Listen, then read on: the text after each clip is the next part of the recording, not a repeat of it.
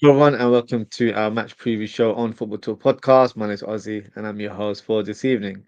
We are one step away from making a cup final under Arne Slot, but we have some work to do as we lost the first leg 1-0, but the second leg will be played at Anfield, and the crowd will certainly play their part. So it's only right that I brought in a special guest who represents the people, and that is Liverpool 12th man. 12th man, how's it going, bro?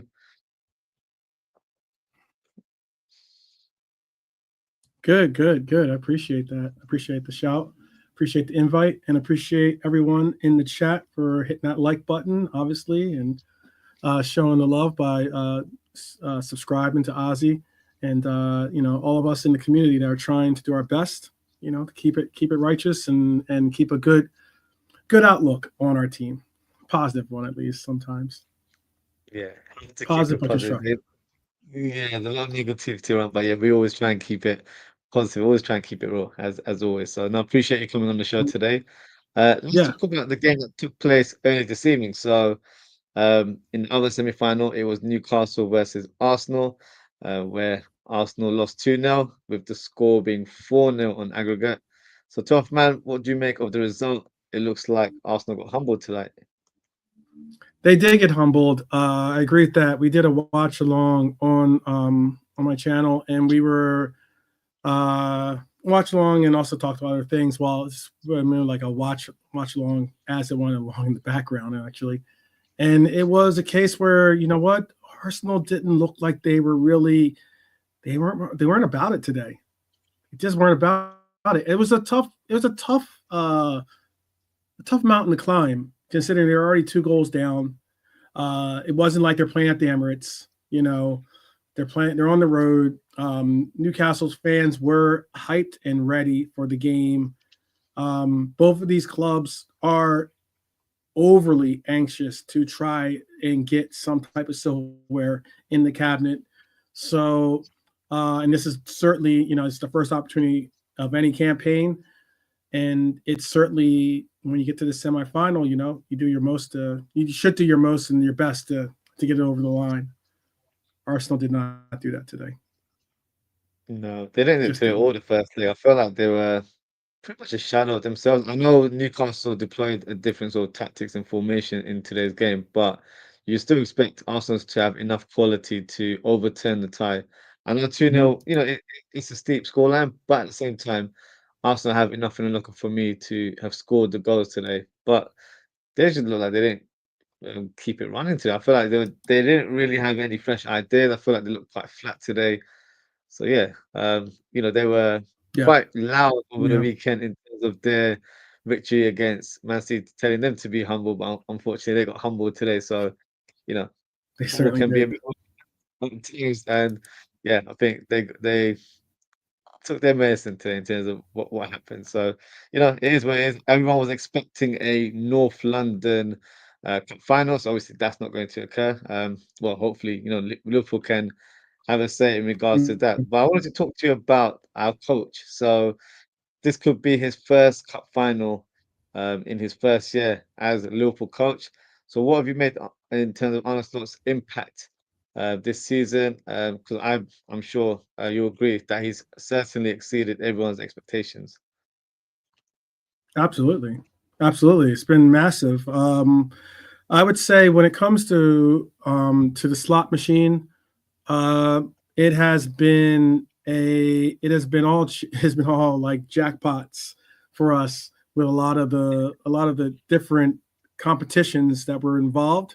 Obviously, we're still involved in everything possible, and when it comes to when it comes to this coach, I know initially a lot of people were not necessarily probably scratching their heads when they heard the name. Let's just be honest with you. Not many Yeah. people really follow the Dutch league like that.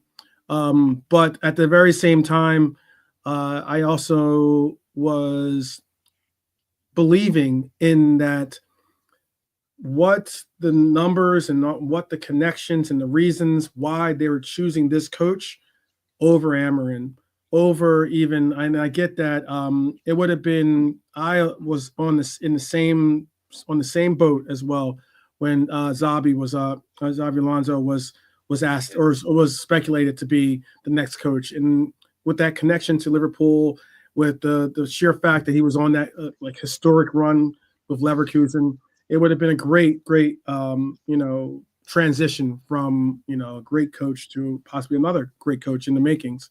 Yeah. But it was the sheer fact that you have to look deeper than just a lot of the boxes that some of those other coaches checked.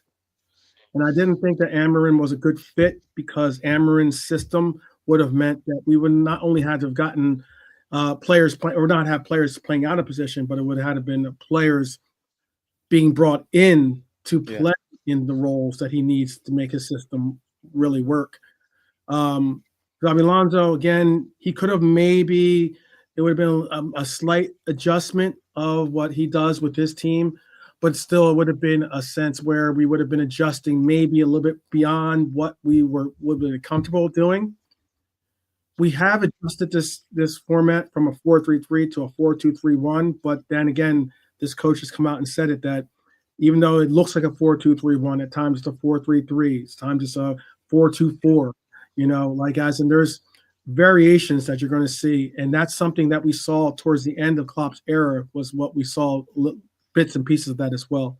So I thought that he was a natural fit, and I also thought that the last thing, fitness, is something that I've been emphasizing. I know one of my nemesis out there, Mr. Das, and I went toe to toe on this point, but I was emphasizing that this coach, one of the main reasons, or one of the benefactory factors of why he was chosen was because of his ability to keep a fit squad, to be able to maintenance a team, and also the ability to have the proper rotation in a club so that you do see your players making it to the finish line, despite being in a lot of competitions. And right now he's doing an excellent job of it, in the fact that, look, albeit we didn't have AFCON or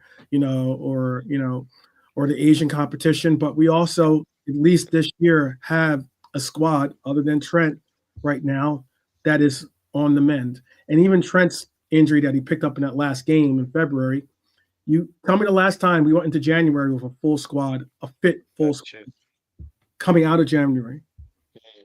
So I'm appreciative of that. I'm hoping that makes a difference in the fact of I totally believe we would have won. I believe we would have and could have won last year if we had a healthy Trent, if we had a healthy Mo Salah, if some of these key players, a healthy Diego, some of these key players were available. It just so happens they weren't. But this year, different story.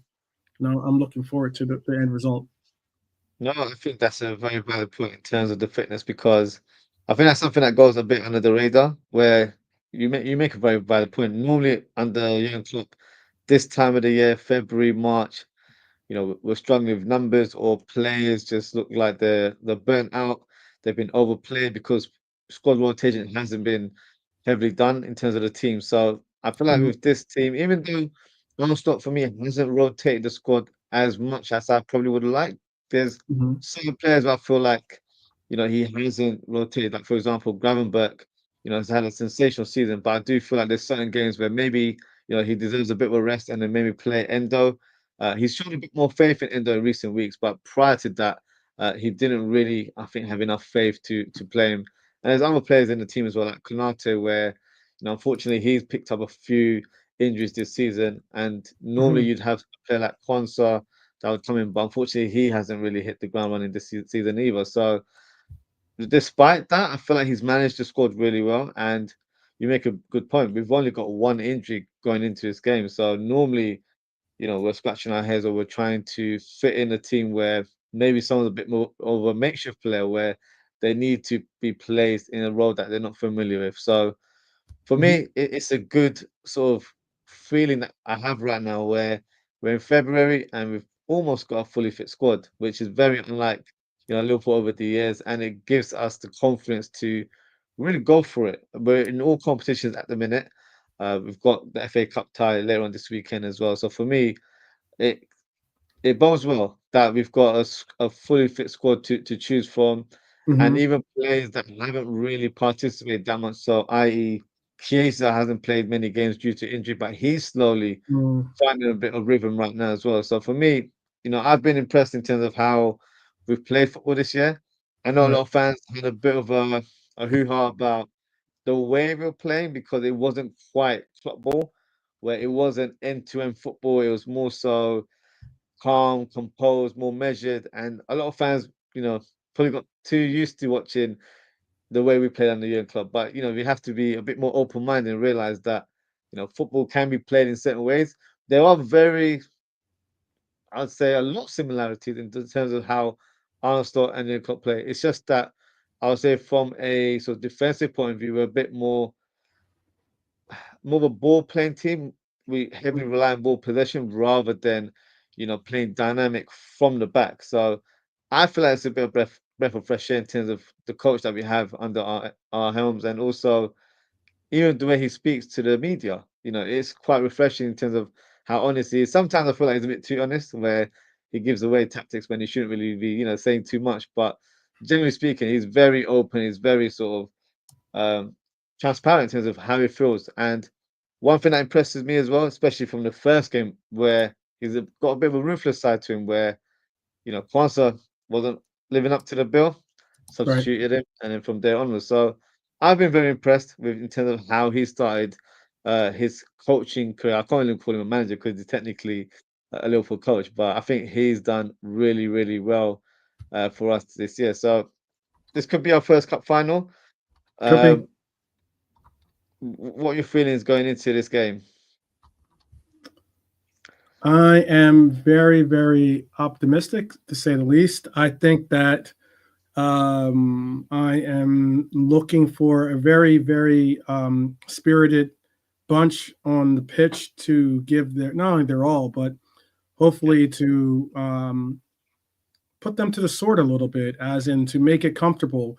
Whereas in because they do have a this is like a half. Is this basically like halftime or yeah, so uh, this second half is something where we will have to obviously get the equalizer, but also I would like to see us go up like 2-3. Obviously, I would like to see us go up like 3-0 in this match or something on the lines, or two, if not 3-0 by halftime, so that we can figure out ways to kind of manage our minutes for our players, despite the fact that the FA Cup is the next match. We still have a very, very important match coming up in that Everton match. So it's one of yeah. those cases that um, I want to continue on, obviously, and make it to this final, but I also want to continue on in the FA Cup, and then also have enough power and enough rested players to really, really make the visit to Goodison Park be a memorable one for us. Mm. Speaking of players, I'm going to go a bit left in terms of the next topic I'm going to discuss, and that Okay. is transfers and contract extensions. Not quite so much transfer because All let's be right. honest, All nothing right. happened in January. Richard Hughes was too busy, chilling in his yacht in Italy during the month of January, so he wasn't really active in that regards. But there Mhm. has been some rumors circulating that possibly Mohamed Salah and Van Dijk are on the verge of signing new contracts. What do you think of this speculation, and do you believe there's any truth to it, or is it just rumors at this minute? It's a tough one. I obviously think that it's all speculation. It's a lot of there's a lot of different conspiracies or different types of takes out there. Um, but it's a matter of a lot of times it seems like it's a matter of what you what makes you comfortable. I think a lot of times when we pick and choose the different types of news that we want to subscribe to, you know, Yeah, we find the one that makes us feel comfortable. Some of us, unfortunately, you know, tie into the ones that make us fearful, and it's a case where none of us know realistically. None of us know what's going on. This club is a team. It's like this club is a club that has always held their cards close to their chest. Yeah. and it's a club that has had surprise transfers for players that no one expected to go for transfers that involve prices that no one expect people to be spending. um, so I'm I do I don't mind talking about the conspiracies or even or the speculations or any of those things. It's all well and good, but I know realistically I'm not going to get too drawn up in it. Yeah. I think that's a fair way of doing it. Me personally, and I'll be brutally honest with you, 12th man, I'm fed up of talking about this contract extension. I have been for quite a while, but you hear these little things on social media, so as content creators, we have to discuss them. But me personally, Let's hear it. until we don't get official news, I don't feel like there's any time or any point of us wasting our energy on speculation because we don't Mhm. really know the truth. You put it very well in terms of how it is. No one knows the truth. I don't care if it's Ornstein or Fabrizio Romano. Until we don't get official news from the club, we don't know what's going on behind closed doors. Mhm. For all I know, the players haven't even made a decision because I'll give you an example of Trent Alexander-Arnold. My sort of conspiracy theory is that I think last summer he wanted to leave the club. I think he would have, thought about, Jurgen Klopp leaving, what's going to happen in terms of the next step at the club. Let's be honest, we weren't too familiar with Arne Slot in terms of what he brought as a coach and what his credentials were. So he maybe thought, this is an unknown coach. It's a transitional period. This might be the right time for him to move on and experience a club like a Real Madrid, for example. But I Mhm. think as the season's gone on, obviously he's been sort of taken under Arne Slot's wing to really focus on his defensive play, and I feel like he has improved quite a lot this season. So with these sort of things, when things are going well, right now we're in all competitions, so there's no reason to leave right now, right? So No. I think he could be convinced to stay at the club, but at the same time, we don't know what these players are having discussions in regards to contracts, whether you know the speculations that Van Dijk and Salah want longer contracts, and Trent wants to be paid a certain amount that is equivalent to Salah and Van Dijk, for example. So we can kind of play the guessing game with regards to these players, but I'm with you. I just don't know. And it comes to a point where once we get some official news, then we can kind of, discuss it a bit more. But I feel like even if these deals are wrapped up behind the scenes, I don't want it to be announced anytime soon. I'd like it to be announced at the end of the season. Even if it's good news, I don't want any distractions during our campaign right now. Where we're going for all trophies right now. I'm not saying we're going to win the quad or anything, but we're in it to compete. So for me, it's not really a time to make those kind of announcements. Just wait until the end of the season, and if we do win multiple titles, then it'll be like a cherry on top to get these announcements through the door at that time. So yeah, I'm not sure what you think in terms of these sort of announcements. Do you think they'll happen at the end of the season, or will it happen once they're signed on paper?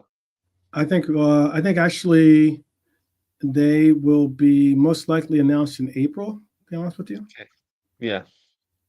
So I think So that's 2 years. probably the Yeah. month that we'll probably end up seeing it be announced. But I also think that there is the possibility that it goes to the end. But I mean, like realistically, I think that if it is announced in April, that at least gives us enough leeway, enough space in between to kind of be like, okay, we don't have to talk about that going into maybe a Champions League final. We don't have to talk about that going into maybe the home stretch of a title run. So if that's the case, then it could be maybe a boost to say that hey, these guys are fully committed to this. Let's get this over the line, and let's talk about dynasties, hopefully, rather than just you know continuous conversation about the future of these three players. No, that's a fair point. We're speaking about players right now. If you were to make a prediction, do you think Trent Alexander-Arnold stays or not? Because he's been, you know, I feel like 1 week people think he's going to stay, 1 week he isn't. Um, what do you think the outcome will be? Do you think we'll get I don't know if you've seen Alfonso Davis's announcement yesterday where he Mhm. did a freestyle in terms of his contract extension. Do you think we'll get an announcement like that, or do you think he'll depart and I, end up leaving for a club like Real Madrid? I don't think that we'll get a freestyle from Trent Alexander-Arnold in I one hope way not. or the other. Um, I do believe, though, that it will be Trent probably will be the final piece to be announced. Um, I think we'll get the other deals done, or at least announced, and necessarily before we get Trent's deal done. But that's just my speculation, at least. Yeah. But I don't know if Trent's going to stay or not. Mm. And you know what's really wild, and some people might not be prepared for me to even say this, but I'm at this point not concerned whether he stays or goes. I'm focused on getting over the line for these trophies. I'm focused on the current season, and when that decision has to be made, which is at the end of the season, and he has to make that decision, then we'll deal with it then. But for right now, I would like for us to be all like concentrated and all in for obviously this getting the league wrapped up as soon as possible. Um, Being able to properly go um, into a Champions League format that is unique in itself. We've been blessed to know that we're not going to have that extra playoff round. So a lot of the things that I'm looking forward to are just that keeping my eye on the prize, and that's what I'm asking for all these players to do. No, no, that's very true. But I feel like I'm gonna make an announcement, or should I say, I'm gonna state a name that I feel like will, you know, sway. Well, you're gonna speak about him, and that's Okay. someone that I know you're a big, strong supporter of, and that's Darwin Núñez. So we'll Okay. have to talk about him. I'm not doing a show with you, and we can't mention his name. So, Yeah, uh, right. what have you made of his season so far, and do you expect him to be at the club next season? So I don't have the stats in front of me, but I will say this: Darwin Nunez is a player that has progressively gotten better with his GA. I know that some people will be like, "Oh, he's a striker. Who cares about GA?" That's interesting. I'm just about goal contributions. If you're scoring, fantastic. But tell me the last time a Liverpool Reds team had a striker as their number one scorer. It's been a long time. It's been a long time, A long time, yeah. very Probably long Suarez, time, nearly I'd a say, right? decade. Yeah. So when you're looking at it from that perspective, would I like to see the goals be scored by Darwin Nunez? Absolutely. Yeah. But I'm more concerned about whether contributing. And when it comes to me, it's contributing on the pitch. And if you're contributing, whether it's goals, whether it's assists, whether it's what we're seeing now in this current system, I've emphasized this quite a bit, and people gloss over it often because they don't want to really break down a lot of the different things that are important because they rather talk about these talking points. And what I mean by that is if you look at our system that Arne Slot plays, it does not have, whether it is Darwin Nunez, whether it is Diego Hata, whether it is even Luis Diaz, it does not have a dynamic number 9, or even if it's Jaden Dance. Mhm. No number 9 for us is really set up to prosper and get the kind of results that people are expecting from a number 9.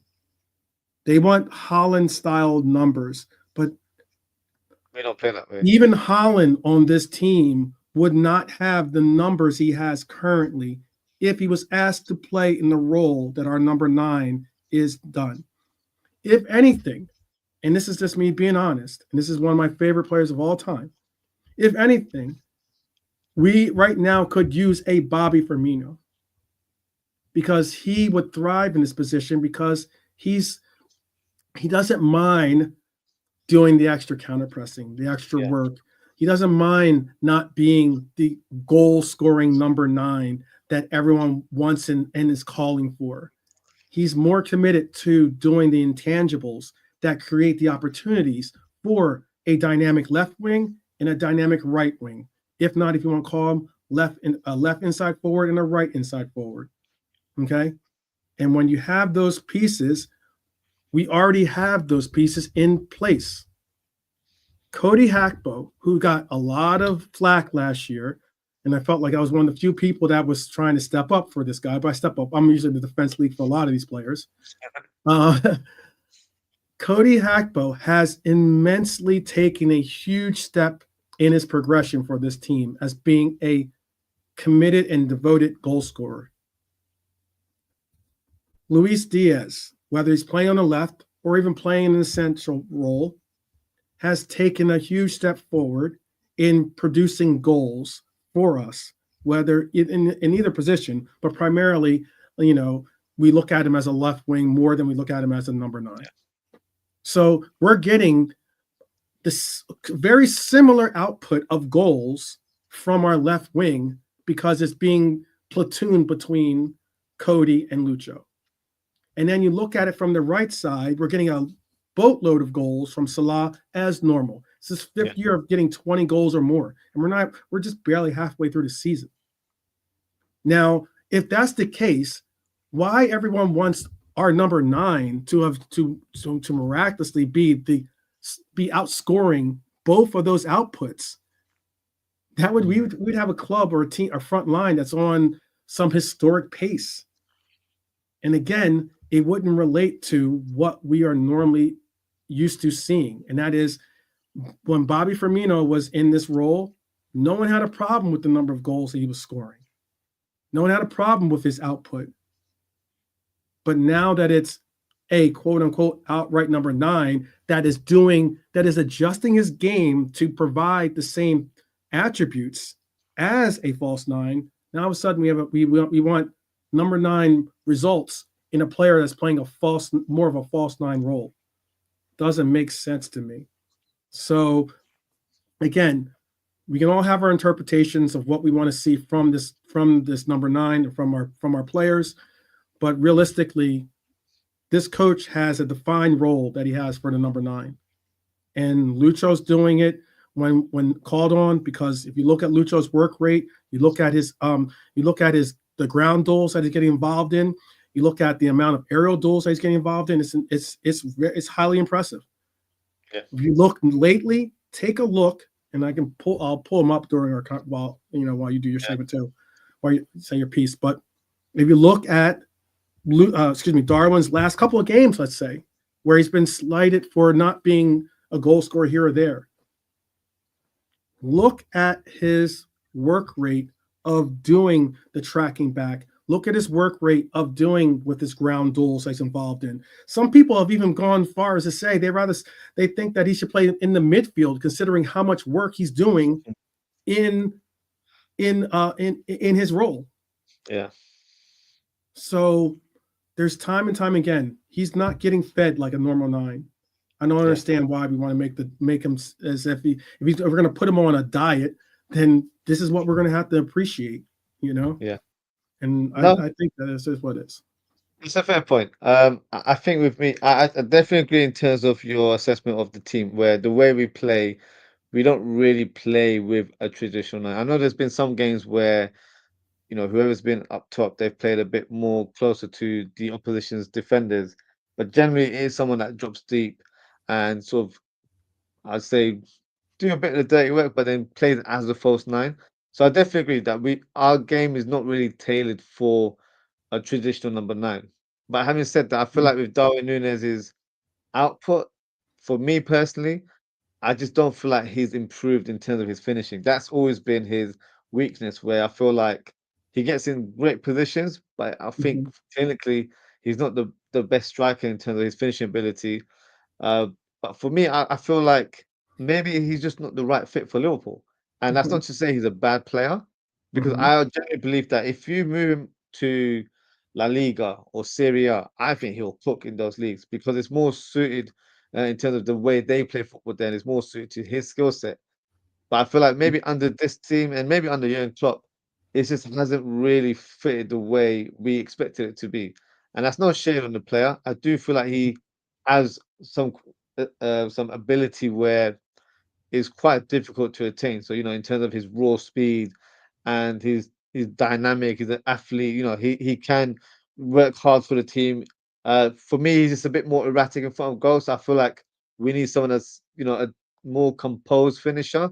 But that'll just Mhm. be my assessment. And I know he doesn't get the service um, like the Haaland, like those other teams do, because like Man City, for example, they build up the play and it's that final through ball that goes to Haaland and he's the finisher.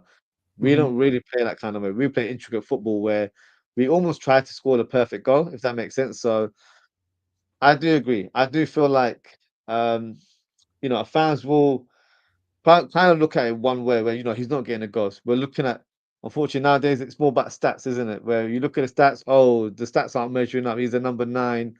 He's only got 4 goals in the Premier League. Like that's not good enough. But I understand that with How many a full striker 90s? like How many full 90s? Not to cut you off, I apologize, but how yeah, many full 90s has he played? he hasn't played that many. To be No, fair, I he think he hasn't. had He yeah. hasn't So at he all. hasn't played full 90. Then if he has, it's maybe sparingly done. So with a striker, you can't just expect to start one game and then score a hat trick. You need to find your rhythm. You need to find that confidence by Right, playing consecutive games. So that's definitely a fair assessment as well. But right, right. I think for me, because he's been at the club for a number of years, I feel like Mhm. the best sort of scenario would be where, we part ways, where he goes on, and I feel like he could get a big move. I know he was linked with Saudi, but obviously, if he Mhm. wants to get a big paycheck, then go for it. But I do feel like Mhm. he still has the ability to, really enhance his profile at another club in another league. I just don't Mhm. feel like he's quite suited to this league and the way we play football. But I'm sure we'll have different opinions in terms of Darwin Nunes. But look, end of the day, Yeah, go no, ahead, finish your point. Yeah. go for it. No, I was just going to say, because I saw something brought up by your chat. Yeah, And big up to the chats and everyone, and especially all the yeah, Reds amongst it. I see Jean Gray in the chat, a good friend. Abdul in the chat, big up. I see Anne's in the chat. Some other names I'm not personally know. I don't personally have a relationship or know, but all the same, hopefully they're Reds. And if you are, then you got my support. But there was a statement here. Let's see if I can find it. The forwards, he said, the forwards are getting fed. It's 37 chances against Brentford and only 2 goals. Now, you say that they're getting fed. How many shots did Lucho have in that game? Who played our number 9? Does anyone know? In the chat. Dose. 2 mm, shots. 2 shots. 2 shots. How many shots did Darwin Nunez have in that game? Hmm. Hmm. Let's think about it. Zilch. So you're talking about our forwards and you're talking about how they get our shots. Absolutely. They're getting opportunities. I'm not disputing the fact that they're getting opportunities. But our number 9s, our strikers are not getting the opportunities. You look at every game for the most part, there's rarely been a game that our number 9 has gotten more shots than any of our wingers or out inside forwards, however you want to reference them. But our wingers have always had more shots than our number 9 for the majority of the games. And that's why, look, I am a huge Diego fan. You just talked about the accuracy of our number 9. And I agree. I would love to see more accuracy from him, right?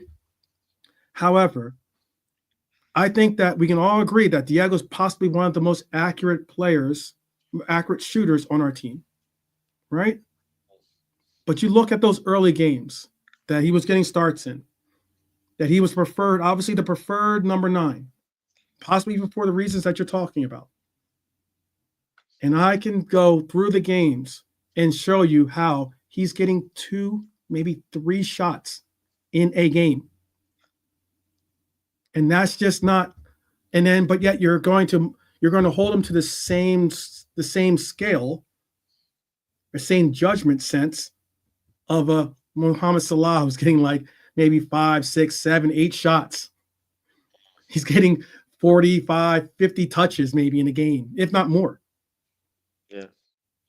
That's a common head. Salah misses It's the like most goal you got to opportunities here. recognize those things. And like, yeah, if you only get two shots and you're going to be like, oh, his conversion rate's poor because he missed 2 shots. Okay, that's your preference. But to recognize the fact that a player is going to have, I've seen Mohamed Salah sky the ball over the goal, same way I've seen Cody and Diego and Darwin and Lucho. But yet, a good number of those players that aren't playing on number 9 are getting a higher volume of shots. So if you're going to tell me I get to play darts and I'm going to go for bull and I get 5, 6, 7 times to hit the bullseye, guess what? Your conversion rate of chances of your conversion rate on your 2 darts versus my 7, I bet you I will hit the dart. I will hit the bull before you hit the bull, or I'll probably have more bulls than you'll have because I have more shots. Period. No, it's a fair point. It's a fair argument. I think the way we play, I think it's tailored for a player like Salah, where we expect him to get most of the I chance agree with because that. Yeah. let's be honest, he's probably the most clinical out of all of our strikers. I know he gets more chances, but in front of goal, who would you have more faith in? Would you have more faith in Darwin Núñez or Mohamed Salah? For me, it'd always be Salah. So I feel like that's why our game is more tailored for Salah to get on to the end. Because even when we do counterattacks, you'll notice where if Diaz or Darwin Núñez has the ball, I feel like, because I'm not saying like I was, a star striker, but I used to play up front back in the day. So in those moments, I would be selfish. You can brush your shoulders off a little bit. Go ahead. I would go and go for myself, but I see it countless times. Diaz, Núñez, and Szoboszlai. When there's an opportunity to shoot, they won't go for it. They would go for Salah to take that shot. Whether he's in the best position or not, it's just the way the tactics have been deployed for these players to give it to Salah to score. So I don't think Núñez gets the opportunities to score a lot of goals, but at the same time, I feel like it's kind of just the way we've been sort of tactically made up in terms of he's not supposed to be the focal point for the goals. It's coming from that right hand side, and when it comes to that, he's probably using kind of the loose balls, and it's not clear chances the way it would be presented for Salah. So look, it's an interesting argument. I know with a lot of fans that they've dismissed Darwin Núñez altogether. I'll be brutally honest with you. I think for me, it's an area that needs to be upgraded. I feel like if Liverpool can find a striker that's a bit more clinical, and it doesn't need to be a traditional number 9, it just needs to be someone that's a bit more of a fox in a box type of player. Because I feel like we have missed out on a lot of games. Diego. Isn't Diego a fox in the box? He is, but unfortunately, he's not always available. So that's my only concern with Diego. But I'm talking about, but that's why I brought up his stats with you. Yeah. In the beginning of the season, this fox in the box was getting very similar touches. He's being asked to do this very similar things and tracking back deep into our formation, and he wasn't getting the opportunities that you're asking for. So you're saying you want an outright striker that's going to do more stuff in the box. Diego is that guy. I admit that I would like to see him be more available. Yeah. But at the very same time, even when he was available, it's not like he was getting the kind of output that you're asking for. And it's not that he doesn't have the talent or ability. And that's why I'm saying the system isn't set up for that. You asked me again about what I would prefer in would I have more confidence in Salah over Núñez? It depends, because guess what? Núñez has got more 90-minute winners than anyone on our team. That's okay? Yeah, true. So I can understand the fact of like people saying whatever they want to say disparagingly against the player, but I also recognize the fact that he's come up very big. So has Salah. But I'm saying, though, all the same, it all depends. Because, for instance, the goal against Forest last year that he scored for us, the winner that he scored for us in that 1-0 game, Darwin Núñez scored it from a header. So, it's like a case of, do I have confidence in him scoring? Yeah. Doesn't always have to be from your foot. It can be also from like the ability to be a head to do quality headers. So again, there's parts and points that I agree with, but I Yeah, mean, like, having a player that can deal with the physicality, can be strong enough to have his back to the ball. He's learning to play like that a little bit more so. Um, Bielsa's taught him that a little bit. He's emphasized it a little bit more with his play in Uruguay, and yeah, also with here now he's being told and recognized that he has to play like that, and he's doing a decent job. He's adjusting his game. He's learning. He's bringing out different attributes, and maybe given a proper run at the position, he might be able to perform to a level that is exceptional or at least acceptable. And I think that's the one key thing is that if you're contributing, just as Salah, I'll make this my last point. I'll land it. no, no, that's all right, that's all right. Just as Salah said, Salah made comments about Darwin Nunez and about how if you don't believe that this forward or this player deserves a full run, then he does not understand you at all. And that's why we all have our own perspectives. We all Yeah, have our own like opinions and prerogatives. Fantastic. Stick to those principles. But I know that I can respect Salah's opinion, considering he's an exceptional player. He obviously knows talent, and he also knows his teammate. And he recognizes the fact that the intangibles that he brings, he said it himself. There's only one other player that he prefers playing with, and that was Bobby. But Nunez is a close second. Okay. There's no other player that he prefers playing with than Nunez because of what he creates. He is so good at playing with the ball, like putting the ball into a place and him going and getting it. We don't do that too often in this offense, you know, but he knows that if you can do a through ball, that young man will go and get it.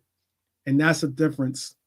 That's a unique difference. That's something that Bobby didn't necessarily really have is that blinding speed. Okay. no, You could play with the ball you could give it to him with this ball to the back to the ball, excuse me, and he could be able to dribble or create and do everything he wanted to do because with this flair. But Nunez can do those runs, make those darts. Last game, you want to talk about openings? The reason why we scored our second goal against Bournemouth, I saw Bournemouth was offered earlier. The reason why we scored our second goal was because Nunez was a key part of that buildup. And people want to look past it. But those intangibles are parts and points that are important. As long as we get the end result, that's all that's important to me. I don't really care who ends up getting the praise of goals and likes. Just get me the goal. That's how I look at it. no, I agree. I think for us, it's all about getting the results and getting the wins. But no, it's a refreshing sort of assessment of the player because I know Darwin Nunes will get abused in terms of different Oh terms, yeah, but yeah, it's good to hear like a different perspective as well yeah, because yeah. you've articulated in a very different way where it's like okay, the way we play is not really set up for um Darwin Nunes in terms of getting the conversion because he's not getting enough chances. So Mm-hmm. look, I don't disagree with any of that. But I do find it quite refreshing as well. So yeah, Yeah, so yeah. interesting discussion there. I'm just going to go through some of the comments and Sure. then we can get into the match preview, which is what we're here for. So Abdul Rahim says, hi on the end chat. Assalamu alaikum. How are you? Welcome to Abdul. Thank you for tuning in. He says, Alaikum like, salam. comment, share, subscribe. He says 2-0 to Newcastle for an aggregate. You'll never walk alone. And thanks. Big up yourself, Abdul. He says we need to concentrate, stop the errors, and get the goals early for tomorrow game against Spurs. You'll never walk alone. I think an early goal is definitely needed to try and Mm. ease off any pressure from the opposition. So yeah, definitely agree with that one. Abdul says we can't leave it late against Spurs at Anfield. Totally agree. So this is his lineup, but me and 12th man will do our lineup very shortly. So Abdul's gone for Gallagher, Bradley, Konate, Van Dijk, Robertson, Endo, Gravenberch, Elliott, Salah, Nunes, and Chiesa, which is very interesting. Um, Abdul's also comment saying if we get through Spurs tomorrow game at Anfield, Newcastle United game going to be tough with Isak, Gordon, and Murphy. That's Yeah, very true. agreed. Agreed. because I feel like Murphy is players. one of those players where he's not the the sort of like the fancy player in that team, but he's been putting in no graft this season. He's been like Murphy, really good. Yeah, yeah, yeah. in terms He's of been playing well. assists and the goals, like he's gone under the radar. I feel like that actually had a really good season for Yeah. Newcastle. And then we've also got football with ends. Big up ends as always. Um, Abdurrahim says Arsenal got humbled. We stay We did. grounded and down to earth. Definitely. And he says bless up to everyone. And Jean, big up yourself, Jean. She says one love. Big up yourself, Jean. Hope you're well. Mihaila, big up Mihaila. He says hi, chat, hi panel. Good to see you in the chat there, Mihaila. Big up yourself. Mhm. Um, Don't ratio. We need a Robbie Fowler. Yeah, Yeah, sure. I'm happy with Why the not throwing an speed Ian that Rush in there too? How about that? You know, Barnes, all of the old guys the back more here. the Why not? merrier. You're absolutely right about that. Goal ratio says as of today, best open goal ratio this season in order: Jota, Gakpo, Salah. Uh, is going to Salah twice and Nunes. Okay. Hmm. Uh, Mihaila, it says Szoboszlai father said that in an interview yesterday. If there is a shooting position in front of goal, I don't push the ball out to the side. It could be to the Godfather, Salah, or whoever. Well, that's something I kind of mentioned earlier on, where when players like Szoboszlai and Luis Diaz or Nunes are on the ball in the counter attack, it is normally to try and thread it to Salah, even if they're in a better goal scoring position. It's just the way we're set up. So you kind of have to accept in terms of Right. that's the way. Notice you said that too, by the way. You said to feed Salah. You didn't even say to feed our number nine. Not No, even. no, It's not even about a Darwin thing. I'm it's just not. saying it's not to feed Lucho. It's not to feed Diego. It's not to feed Jaden. It's not to feed Darwin. It's to feed Salah. Yeah. It's to feed Cody. And fortunately for us, both of those they're very viable players to finish their meals. So Definitely. Goretia said, walk on, be yourself. Uh, and I mentioned this comment earlier. Salah misses the most goal opportunities year on year. That's because he gets fed the most as well, I guess. Conversion rate is poor. Um, Goretia says, I've always said rotate the right wing when we are winning 3-0 at halftime. Diaz, Jota, and even Chiesa can play right. Let's see if conversion rate improves. I think Chiesa will, once he's fully fit, will be utilizing that role a little bit more. He's, I would say, more accustomed, more natural in that position. He's played there a lot more over his career. Diaz can do the shift there as well. Jota, for me, he's had good spells actually. I remember last season he played on the right a few times, but he pretty much went inside and then had yeah. more of an impact. He's So played once or yeah, twice, but primarily. yeah, probably not best suited on that side. So Mhm. yeah, we've got options for players to do that. I think we should try and rotate Salah a little bit more. Hopefully, if No, Kiers are no back, doubt.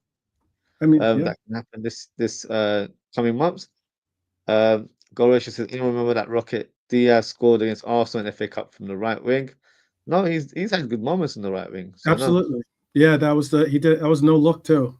He did a no yeah, look on that goal do you remember that? was against Arsenal. Yeah. Yeah.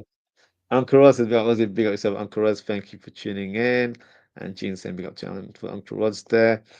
Um, Goal ratio says, to be fair, open play goals are spread more evenly among our forwards than most other games. Yeah, I get that, but I feel like from when I see games, the counter attacks, I feel like they're more for Salah. That's the one where we're expecting it to be converted Yeah. more than Can so. I can I also say this too then with Yeah, that point that you just made, which is a valid point. There has been towards the end of this last season, Klopp allowed for Salah to not be so committed to the counter press, or at least with tracking back at least. Slot has not only continued that, but he's emphasized it to Salah to not have to track back as much as he's used to doing, maybe under an earlier Klopp system.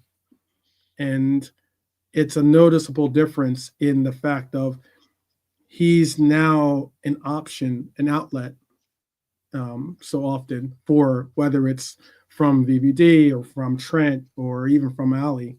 He's a viable option that is always going to be a little further up the pitch to be an option to utilize. no, that's a fair point there. And goal ratio says last season Nunes scored 17, Salah scored 18 from open play in all comps. Salah played an extra 100+ minutes, and It's a great 12th man stat, of huh? the stat. It's a great stat. It's a great stat there. So um, we'll move on to the match preview. So in terms of the first game, we mentioned it briefly earlier on. The first leg didn't really go our way. No, It was slightly controversial in terms of the goal because the player that scored it was Bergvall. I think moments before he probably should have been sent off I in agree. that game. Agree. It was one of those bizarre games where I feel like we were just expecting to thump them because they had a lot of injuries. I think it's the first time Ange, you know, brought out his defensive book in terms of how Yeah, the team should set up because they were very cautious in unpack. their play, Yeah, cautious yeah. defensive. Are you expecting the same sort of style in this game, or do you think they might be a bit more adventurous? No, absolutely. I expect them to come out in a low block. They're going to try to they're going to do their best to try to get some type of a counter. I don't know who's going to be available for that, but I mean, Richarlison tried to do his pigeon dance, at Anfield or something stupid. But yeah, Son is always up for a goal against us. He's a very, very, incredible player and is someone that I do respect and appreciate as his contribution to the Premier League. But yeah, they have. I think they're going to come out and be very defensive minded and knowing that no, they're not going to be able to outscore us, especially at home. They're not going to be able to outscore us if they're going to have an open format style of play. So they're going to have to hunker down and do their best to hold on to whatever lead they can. No, it's yeah, I definitely agree with that. I don't expect them to be. I know they've made a new signing in Intel's, which they signed on loan, so you've got another attacker there. But Yeah, he will be I think available too. is he available? Okay, He hasn't Be- played. If you're a transfer and you haven't played in any competition, it yeah, it doesn't preclude you from your availability. So he hasn't played in this competition for another team, so yeah. he's able to play in this competition and It'll be be interesting to registered. see if he's selected. So we can actually discuss the team news. So in terms of Liverpool, unfortunately Trent Alexander-Arnold is not available for this fixture after picking up a thigh injury last weekend, but should be available for next week's game against Everton. But confirmed by Arne Slot earlier today in the press conference, the rest of the squad are available, which is great news. Now, in Mhm. terms of Tottenham, Dragusin unfortunately is ruled out for the rest of the season. He picked up an ACL injury, so that's a tough one to take. But he's not available for the remainder of the season. They've also got a number of players still on the sidelines with the likes of Romero, Madison, Johnson, Udogi, Solanke, Werner, and Vicario. But Van de Ven could be set for a return to the lineup after missing the game over the weekend, despite being fit. So I think he was pretty much rested Yeah, for this fixture yeah. in mind. And they've also signed Kevin Danso, the Austrian defender from Lens, and also got the striker from Bayern Munich in the name of Tels. So it'll be interesting to see if these two players will be involved or if they'll be selected. It remains to be seen. So what we can do now is we can move on and predict the lineups for both teams. And I don't think it's going to be straightforward. So it'll be interesting to get your take, 12th man, in terms of who plays in this game. So we'll start with the away team. And then we'll talk about Liverpool in a lot more detail. So Okay. um, there we go. Let's bring the graphic here. So in terms of Tottenham, Vicario is not available, so I think the goalkeeper should be an interesting selection. Will be Kinski, who actually end up playing his debut against us Yes, he in the did. first leg, and didn't. Fortunately, fortunate. Yeah, He was fortunate. I thought he was fortunate in that game. yeah, he had a shaky game. He pulled off one or two decent saves, but Yeah, yeah, I wasn't hugely impressed. So I he'll wasn't start in overimpressed. goal. Right back. Safe to say Poro starts in that position because he is Absolutely, available for this fixture. absolutely. Absolutely. So who starts at left back for you? Because they, from what I know, Spence is available. There's nothing to suggest that he's not fit. Hmm. They've also got Ben Davies available for selection. Hmm. Who would you go for left back in this team? I think Spence will be their option, considering he had possibly one of his best games in that I last agree. matchup. So Yeah, he kept Salah I quiet understand in he's not terms. playing. He's not a left back, but I understand No, that. But still, he played well. no, he definitely kept Salah quiet in that game, and Salah wasn't heavily involved in terms of the build-up because he just couldn't get past Spence. Spence obviously is uh, quite a big fella, and being a right-footed player at left back, it kind of Yeah, yeah. fit in well into their tactics. So No, it I does. It does. It makes it's the reason why when we played Arsenal, actually, I was in I was in support of seeing Gomez play. To be honest with you, rather than Robbo, considering yeah, just so you could take away what Robbo got turned out on, which was that yeah. allowing for Saka to go move in and use his left foot. Yeah. That was definitely a game where I feel like we should have, deployed that tactic there. But that's something that, Armstrong didn't think was the case. But in hindsight, Yeah, maybe in upcoming games we can look into that. yeah, we might have The done. Yeah, centre right. back pairings. Who do you think I think Van der Ven will start in this one. I What think do you so. think? Yeah, Yeah, I think the reason that you stated earlier was the reason why he was rested. He's certainly one of their better players. He's made a difference when he was part of their club or part of their starting lineups. And yeah, I think he's a good player. do you think we missed a trick on not signing him because we were heavily linked with him as well at the time? No. Okay, straight. Nope. I think he's a good player.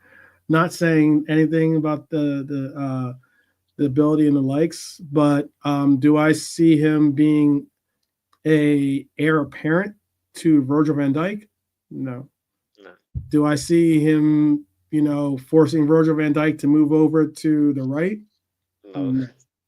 There's not many players So that can do that. To be fair. exactly. So I think he's a talented player, but I don't think of him as being someone. Considering we've seen, I don't want to call him injury prone, but he's certainly been a little fragile when it comes Yeah. to keeping his fitness and keeping the ability to stay on the pitch. Yeah, we already have enough of that with Kanate. I don't need that at the other back. No, we need players that are available, especially in the back line. We can't Yeah, really heavily rotate injury-prone players there. So no, yeah. I agree. He's an interesting player, he's got good pace, has a good sort of passing range with his left foot. But yeah, for me, that is the position where it's got Van Dijk's name written all over it, and that's probably one of the reasons why I've actually said in the past that I don't know with our fan base, there's this sort of notion that we should get a left-footed centre back. Hmm. I don't see that to be the case personally. I would rather us sign a right-footed centre back that is in a similar mode of Konate because that would make more sense in terms of, if Konate is not available, you've got a like for like replacement, but also a player that can play on both sides, being a right-footed defender. So that's something that I've mentioned in the past. I don't think we need to get a left-footed centre back that is a starter, especially if Van Dijk is still at the club. But obviously, we'll see what happens in the summer if we're able to make any reinforcements in regards to the centre back position. But in terms of this lineup, who do you think will partner Van der Ven? So over the weeks, it's been Archie Gray, who's played in Hmm. an unfamiliar role, but actually has done a decent job there. It probably would have been Dragostin, but unfortunately, he's not available. Hmm. So who do you think starts alongside him in the defense? I'm gonna go out the. I'm gonna think out the box, and I'm gonna go with the fact that they probably are gonna want a little bit more physicality to be if they're gonna try to do this whole low block theory that I think that they're gonna engage in. So I'm gonna go with Danzo. So, okay, so he'll get his first start. Do you know what? That's not even a wild shot, and I'll tell you why. Because he's a former Southampton player, so he has played English football. Yeah, So I know. I'm you know sorry. he he is a player that is more He knows the familiar. low block. Yeah, yeah, He knows a lot of too. So yeah. so it's a Good shout. it's something where he could definitely come in and have an impression straight away. So I don't know if you remember, he's the player that injured Mbappe in the Euros because he's with Austria against France. Yeah, he was the guy. Mm, So mm, mm. so he could definitely get into those physical battles, which is not what we need, but got to be wary Yeah. of him now, I guess. Now, in terms of the double pivot, is Mhm. it going to be Bissouma or Sarr, or do you think Bentancur could be featured in this game? I truthfully think that it's going to be Bentancur is one, Yeah. and his partner I would have being Sar. Sarr. Okay. There is Sarr. Who do you think gets that number 10 role? Because there's no Madison. I don't believe he's available. Mm, Would it be the guy that should have been sent off in the first leg, or would hmm it be another player? Bergvall.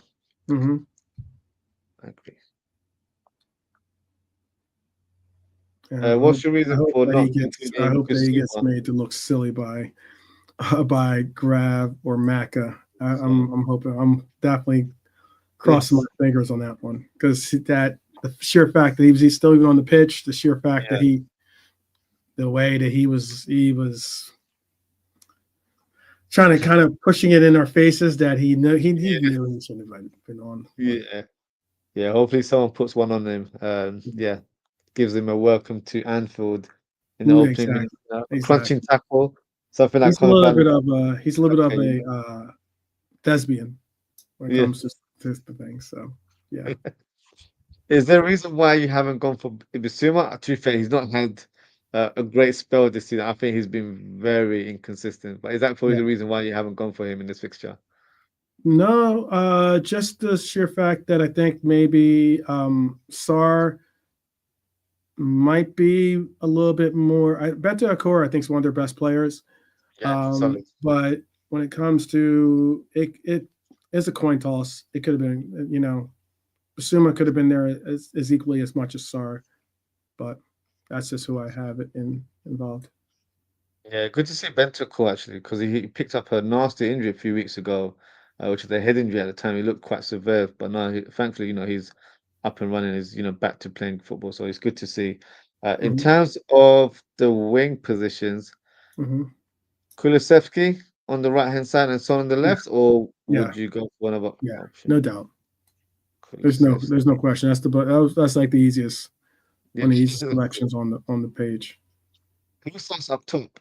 Do you think the new boy Towns gets a game, or I think Richarlison's available in this one? So the pigeon, there's Richarlison is going to be. available. I think it would be very interesting to see if they do start Tell. Um, He's been inactive though. He hasn't played many games for Bayern in the last month or two. yeah. Uh, Originally, I had Richarlison in my when I did my preview. Mm. I think Tell will come off the bench, Okay. but Tell could be a shout. It's that one I'll leave up to you. Mm. I think he'll go for Richarlison, but I think Tels could be used as an impact player if required Mhm. at Mhm. that time. Only because he's been inactive. So I know he hasn't started many games. He's not had many minutes, I think, in the last 2 months. So Mhm. that might be the reason why he doesn't start. But in terms Yeah, of overall play, I'll definitely say, so a there's lot a to lot ask better. for. Yeah. It's a lot to ask for a player that you know you're going to ask for one of his first Yeah. starts for you to be in a semifinal of a Yeah. cup semifinal, and to not only start but to hold it down. It's a lot. Mm. It's a It'll lot. be interesting because it can't be ruled out because there has been times where I feel like when a club makes a new signing, and let's be honest, he was a signing that definitely got the fan base excited. So it could be where they throw him in from the beginning. You just never Yeah, know. But yeah, um, absolutely. it'll be interesting to see um, who Tottenham start up top. So we'll move on, and then we'll speak about Liverpool in more detail. So this will be interesting because we had Abdul with his prediction there, so it looked like he had a bit more rotated squad. What is your thinking of our team going into this Mhm. fixture? Do you think we'll go strong, or do you think it'll be Oh, heavily rotated? absolutely. Go strong because we have the FA Cup game to go to do the rotation in. I didn't Yes. see Abdul's lineup, but I think we will go strong in this. Yeah, I agree. I think for me, we have to go strong on the basis that we're playing Plymouth Argyle on the weekend, and that's going to be a fixture where it's going to be how we, present our team against Accrington Stanley. It's going to be heavily rotated. It's going to be a lot of the youth players. This is the one where, some fans will say, well, look, it's an FA Cup. So it's a League Cup tie. It's not that big of a deal. It's a semi-final. I'm not looking at the cup. It's a semi-final. So I want us to win and try and get to the final. So it has to be a strong lineup. So Right. do you go for Allison or Keller? Because apparently this is Keller's competition. So does he get a start, or do No. we, bring out Allison, who, for me was receiving unfair criticism last few weeks, but in the last couple of games he's shown, why Oh yeah. he's been an elite goalkeeper for us over the years. I am look. For those that don't think that I do criticize or critique players, that's silly. I've Mhm. been open about the fact that you know Allison might have come back a game or two too early. He looked like he had a little bit of rust on him when he did come back. But he's definitely knocked that rust off as of late and has certainly shown, his stellar form. Um, and unfortunately for our number two, I think it's going to be Ali in this game because Kelleher is someone that I would have had starting the last match, and I would have had him start this match simply because I think he started this. He started this. The only way that you really, if ever you make that change, is maybe if you give him, you might change it up in the finals. But but if this goalkeeper has gotten you this far, you probably allow for him to get you to the finish line. Yeah. And I think it would have been better to have just given Ali the Champions League and the Premier League games and give the FA Cup and the League Cup to Kelleher to properly rest an Allison that is certainly can benefit from the rest here and there too. No, it's fair. I think, yeah, I think based on that, Allison starting in the first leg, I think Armstead's just going to go strong and bring Allison into the fold. So we'll go for Allison and go. Now, in terms of the back line, obviously, Trent Alexander-Arnold is not available No, for this fixture. So it's going to be Conor Bradley. It's not going to be Kwanzaa at right no, back at all, is it? So we'll put Bradley there. no. Um, Left back, always a debate every week. Which left back are you going for? Originally I had Robbo in at my, but I've been thinking about it a little bit more. Um, Robbo did get a full game against. Robbo did get the full game against Bournemouth. I Mm, believe he got the full game. I had to double check actually now that I think about it, but I believe he got the full game against Bournemouth. And I would even go as far as to say start Simicast in this game. Start Robbo in the FA Cup game as our captain, and then have a real question mark as to who you start on against Everton. mm. So I would start. Let's start Simicast in this one. Let's start Simicast. Why not? I think Simicast for me has been the better player this season. I know Mhm. Robertson's had some decent spells here and there, but I feel like with Robertson we really have to manage his minutes a bit better. And I think with the game coming up against Plymouth Argyle, it does make sense to have a more experienced player in that back line. So I don't think he'll be experienced throughout. Having said that, maybe Joe Gomez might play in that one because I feel like he needs a That'd bit be of great. game That's time. a great shout. That's a great shout. That's a great shout. So I would even go as far as to say, even possibly now that you mention that, give Joe Gomez to start against. Give Joe Gomez to start in the FA Cup game at left yeah, back, yeah.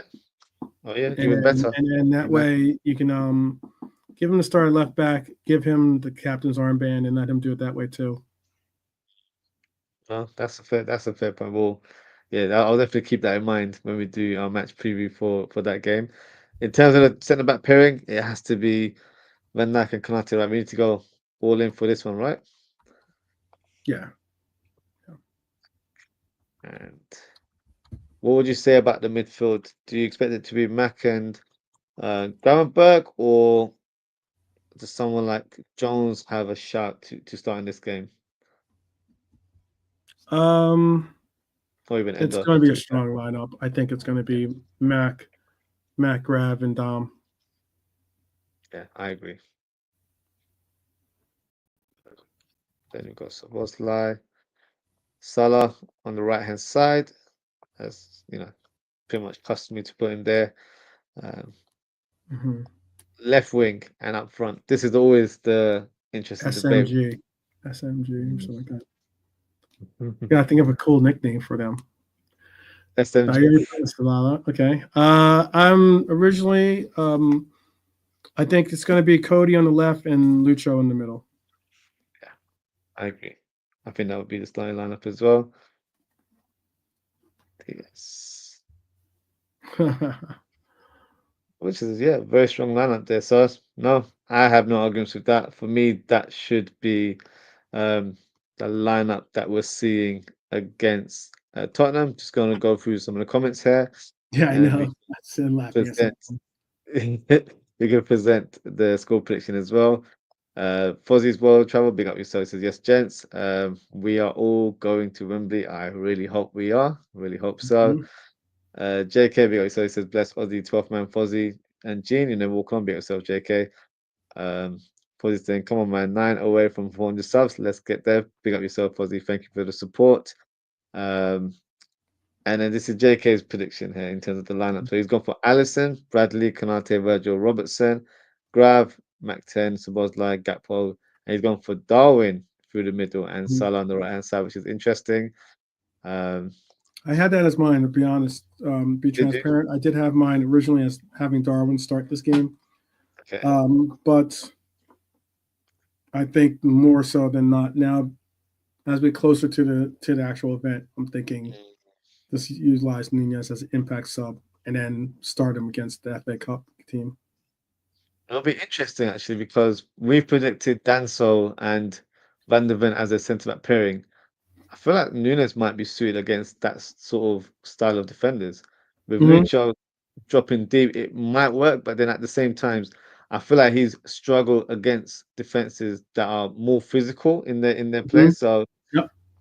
it Agreed. can literally be, either. It's literally a flip of a coin, isn't it? So yeah, we'll see. And why would you want and enlighten us? Why would you want to have Darwin So I in feel that like role? he'll present more of a physical battle against Hmm. those, and I feel like he's got better hold-up play than Diaz. Oh. No, I'm not gonna just dismiss the player. I do feel like he does have ability. Don't get me wrong, because with Diaz, I feel like he's struggled. I'm trying to think of the game where I feel like he got bossed out quite a bit against Nottingham Forest, where Murillo and Milankovic, they Oh, really absolutely. Yeah, yeah, forced their presence on him. So yeah. against two solid defenders like that, he may struggle. But I feel like Darwin Núñez has the ability to. I feel like his hold play has really improved actually in the last 12 or so months. So I Okay. definitely feel like he has a role to play in the team. So he's a Liverpool player. So he's always going to get my support. Don't get me wrong. Right, of course, of course. I expect nothing less. But yeah, it's an interesting one because if that is the two centre backs, then I feel like maybe Darwin Núñez gets the nod. But originally, in terms of my predicted lineup, I had Van der Ven and I had Archie Gray as the two centre backs, only because I think because they're going to play the low block, they might want a centre back that has better ball playing ability. I don't think Danso is decent, but Archie Gray is a midfielder, so he's normally better in terms of his passing range. So I feel like they would have used him as the guy to, carry the ball forward and then pose another sort of weapon from a back line. So Hmm. that's why I went for Diaz as my main striker. I feel like against those two type of defenders, he might get more luck if Yeah. Archie Gray, steps out of line in terms of that defense. So It just Yeah. depends who starts. I'll be honest. I don't think even Arnold Slot knows who's going to start. So it's going to be very interesting in terms of the team that starts for both. In fact, Fozzie said this Mhm. trophy is a must for the quad. Yeah, say it out loud. You Hey, got to say it with chest. Got to simple say it math. to Simple math. it. Nilante says, big up the panel, Ozzy and 12th man. Be yourself, Nilante. Thank you for your comment there. Um, Nilante says, I know I 12, saw that just are because I'm you wearing a the Man blue. City fan? Yeah, I know. Soli When- Sombra. Sun and shade, that's what it is. Soli Sombra. It's like what they say when you ask for in Spain when you're going to a bullfight, you ask for the sun and the shade, like as in you want to get the portion of the stadium where you'll have the shade for when the sun is out. Yeah. He's not a Man City fan, just for the record, guys. He's not a Man City fan at all. Uh, Trust on that. what he's saying is enjoying this video yourself, Ozzy. Um, and then got JK saying I know 12 I'm like definitely I'm getting a little he's City razzy. fans out there in the world. Yeah. um, Delante says Joey centre back for Plymouth, so Van Dijk we can rest. It's going to be interesting. Yeah, it's going to be. I think it will probably depend on how this game pans out, and then it's an option where Gomez can play left back or he could play centre back. It's interesting actually. Unfortunately, we have that young centre back Nalo who got sent off in his opening minutes in the PSV game in the Champions League. So I thought maybe he would get some game time, but I'm not sure if he's quite ready for that. So it might be worth bringing Joe Gomez and Simicast/Robertson. So it's interesting to see, who's there. I feel it'd be good to have some experience in that back line and then the midfield and the strikers, youth players. Jaden Dance went out on loan, didn't he, in the end? He went to Sunderland, so he won't be available this season, unfortunately. I was actually looking forward to seeing how he does in these type of games, but yeah, not the case. For us, Fozzie says 12th man looking like he is the Uptown Girl vid. Billy Joe. Billy Joel, that's right. Looking for my Christy Brinkley. And Nilante's predicted lineup is Ali, Bradley, Van Dijk, Ibu, Robbo, Ravi, Mac, Mo, Elliott starts in this one. That's interesting. Mm-hmm. Diaz and Darwin for himself. We've all got different perceptions there. Foley says Nunes Mm-hmm. Day. And Foley said no Chiesa. I think Chiesa will come off the bench more than anything else. Yeah. I don't expect him to start in this one, to be fair. And then we've got JK saying Chiesa bench and being one in the second half. Yep, I totally agree with that one. Dara says hi, all big up yourself, Dara. And yes, Fozzie's just Big up, confirmed Dara. as well. Is at Sunderland. So yeah, so he's there for the rest of the season. So one less attacker, but I think we are Mm-hmm. quite blessed in that department. So it shouldn't be too much of a concern. Now, in terms of score Yeah. predictions, 12th man, what are you going for? I'll stick with my original. I went with 2-0 as my original pick. Yeah. 2-0, and I had I'm trying to think of who I had as my goal scorers. But I'm trying to definitely be consistent. I believe I had Cody. I think I had Cody Hackbo as my goal scorer, and I definitely had Chiesa as my goal scorer too. Okay. Chiesa off the bench. Okay, that's interesting. I've gone for the same scoreline as well. I think we'll score early, in my opinion. I think that will not sort of rattle the opposition, but I feel like they will definitely, be impacted by equaliser, and I think they'll drop even further. And then I think hopefully, we'll pepper them quite a bit in the second half and get that second goal. So I'm going for a 2-0 prediction as well. In terms of my goal scorers, I'm going for Salah and Cody Gakpo to score the goals in this fixture. So yeah, it'll be interesting to see what happens.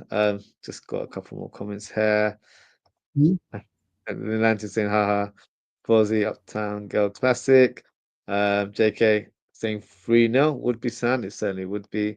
Atlanta saying big up to Dara. Cheers, JK. Interesting. I hope you're well. So yeah, big up to everyone in the chat. So that is it for today, guys. Thank you so much for tuning in. let me say a big shout out to everyone in the comments. So shout out to Abdul Rahim, shout out to Enz, shout out to Jean, shout out to Mihaly, shout out to Goal Ratio, shout out to Uncle Rods, shout out to Mustard Ketchup Mayonnaise.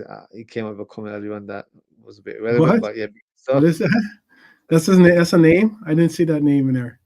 so this is a Oh he asked wow. me, do you think Ronaldinho will make a comeback? His son might be. He's at Burnley right now, isn't he? So that's I the only think Ronaldinho we'll see on the pitch. yeah. And then big You mean up the Ozzie. yeah? So maybe that's a different Ronaldinho Yeah, maybe, because there's no maybe. H in there. So Yeah, exactly. And big up JK, Pozzi, Nilante, and then I think that's all. And Dara as well. Big up yourself, guys. As always, I if you haven't already, please don't forget mhm, to like, comment, share, and subscribe to the channel. mhm, Man, thank you mhm. so much for coming. It's always a pleasure to chat with you on Definitely, stream. yeah. Good, Um, good conversation. Appreciate yes. the invite, and also appreciate you giving me an opportunity to at least verbalize my opinion, or at least give as best of a insight as to why I would even hold that opinion for the players that you asked me about. And Yeah, no. yeah, It's always good to get a different perspective, and that's the reason why I like to have different guests on the show. We're not all going to say the same thing from the hymn sheet, so it's always going to be different opinions, and that's what makes it interesting in terms of content. And it makes it interesting in terms of having discussions mhm. amongst us. So yeah, no, big up yourself for coming on. Please let the people know where to follow you. Please plug your channel and let everyone know what you've got going on this week in terms of your upcoming shows. Well, you can follow me at Liberal 12th Man. You just type in Liberal 12th Man on YouTube, on X, on TikTok. Even on Facebook, you can find me through Liberal 12th Man.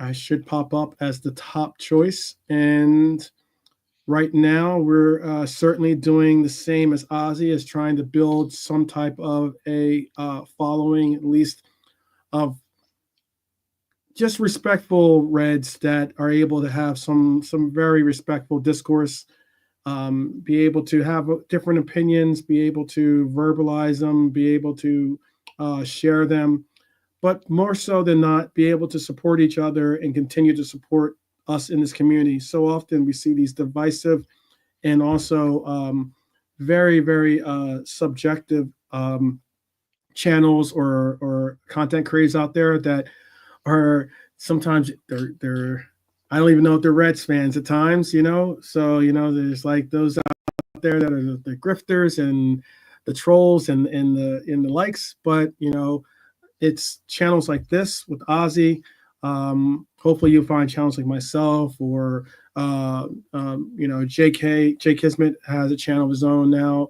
The football, the Irishman, which the Irishman football has his own channel. Like as in the people, Nalante has his own channel. So many people are starting to bring out these channels and bring out these different influences to at least verbalize and bring out the perspectives out there, but also being able to be a part of a community that's supportive of each other along with our Reds. And that's what it comes down to. So I appreciate the opportunity to share some time with Ozzy and you in the chat. I hope that you do the same with me on my channel as well.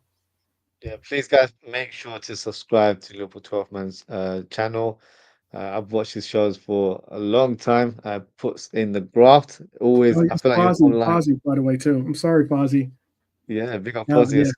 Yeah, He's just LRFC, another channel. Definitely, you should definitely promote and definitely be a part of. yeah. No, no, big up Fuzzy as always. No, so big up Mhm. yourself because you've been putting in the graft. I feel like you're doing a show every night. Whenever I listen to YouTube, It you're seems doing a like show. it. Yeah, So, it's YouTube is a hard grind. So no, please keep up it the is. good work. You're doing It is. amazing content as always, and yeah, you'll be on this channel a lot more. That's probably my fault. I don't get a lot of content creators on the show, but I'll make sure that we'll do a lot more this season, and yeah, try Mhm. and bring some more.